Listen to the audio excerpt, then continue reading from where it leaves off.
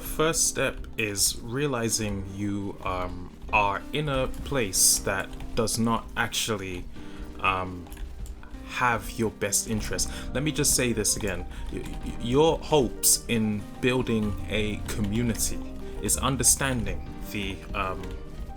problems and then proposing a solution as it relates to the cause. The major problem we face, especially as Black people, is we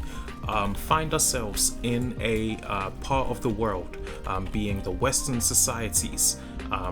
where we do not feel that we have enough confidence, or we do not have a community or a strong ground to actually build a foundation, because financially we have not been supported, emotionally we are not supported, and we have lacked support within our own kind, because there has been no real education based on the importance of having noble leaders and not electing white-minded or integration-seeking leaders into our community to speak on behalf of our problems, but rather solving our problems as the men and the women and the established, strong people we have proven to be throughout history. This is the only way that we can get through with this situation. And this has to revolve around keeping everything Black in the Black community. You cannot take a problem that we face and then eventually turn it around to kind of equate it to another community. Our experience, I would say, is very raw. It's very unique, and it's integral to us who are presently affected, and as a matter of fact have been systematically proven to be maneuvered into a life that does not support us should we choose to not abide by the laws that white people have proposed for us. There is no cause, or there is no problem with trying to provide for your families, and that is absolutely everything. The issue that we face is these solutions that we have are temporary. You will work a temporary job in a temporary position where people, your manager and your boss, is entitled to replace you permanently, right? So the issue I have is temporary solutions do not fix a permanent problem, and the permanent problem is you cannot be blind to the fact that racist practices still exist within the workforce, they still exist within the schools, and they affect our people on a deep psychological level. And the only way to truly figure out a solution for these practices and to cope with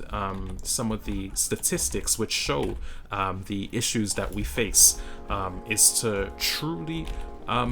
build a sense of a hope and a sense of community and a sense of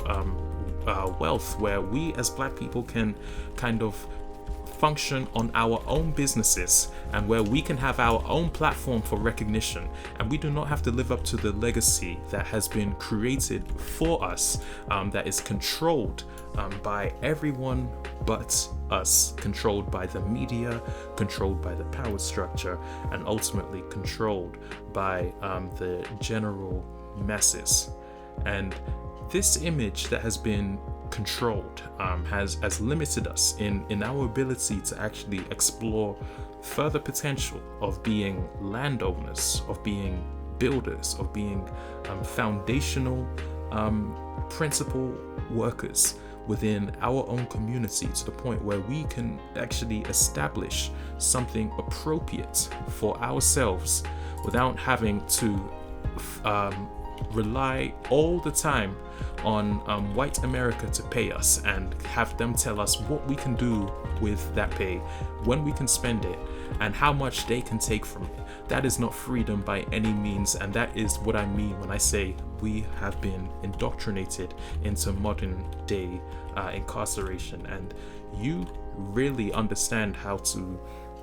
come together and build businesses, and to actually understand what it is that you feel your purpose is, or your message, and it really does start from a place of just understanding what we've been through, and understanding your contribution. If you're a chef, if you're a phenomenal cook and you've prepared nothing but good meals for your community, carrying that cultural tradition, there is hope for you. If you are good at doing hair, and specifically black hair, which is extremely tough to cater to, you are in an adequate position. If you are a master at building, at anything when it comes to just handiwork, there are ways to truly bring all of these together and create something of our own, something unique, something that does not have us questioning,